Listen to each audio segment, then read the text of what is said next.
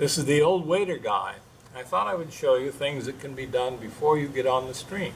First, you want to set the length of your wading staff.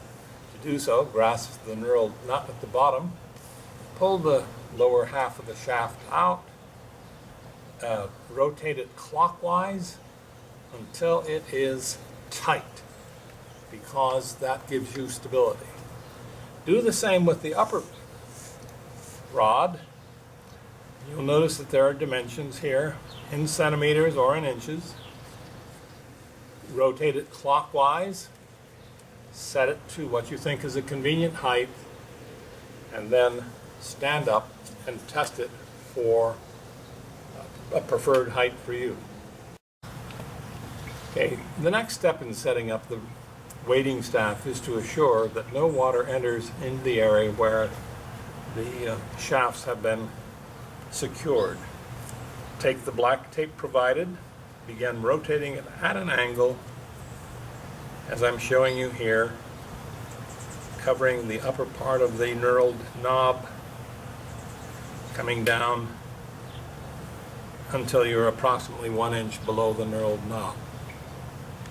Your wading staffs have been equipped with a convenient hook clip at the end of your shock cord. Or at home, as I am now, get your wading belt, slip it into the hook clip, and secure it in such a way that it is easy to adjust. Even with this adjustment, as it slides back and forth, you'll find that on the river, this will be secure against your body. See at this time that the hook clips are securely fastened to my wading belt on both sides. And as you can see, I'm a tall guy and I've elected rather long wading staff, a wading staff length. You can see the action of the shock cord as we move back and forth. Now that we're ready to go into the river, the first thing to do is to take your rod, place it into the rod holder, and squeeze it into place. Notice that when the wading staff is vertical, the rod is angled up at a 15-degree angle. Also, my hand conveniently falls over the top of the rod handle itself, thus securing it in place. Now that we're ready to go, look at the action of the bungee cord, the shock cord, as I move back and forth. At worst, my rod might be horizontal. Watch me walk.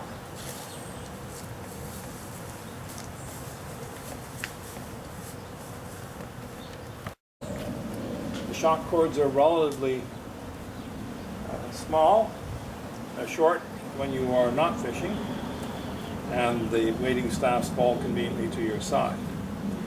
One of the other uses of the wading staff is when you're mid-river, you have a fly to change, you simply put your rod in there, put your hand over it, grab your fly line, and do whatever is necessary to put on a new fly.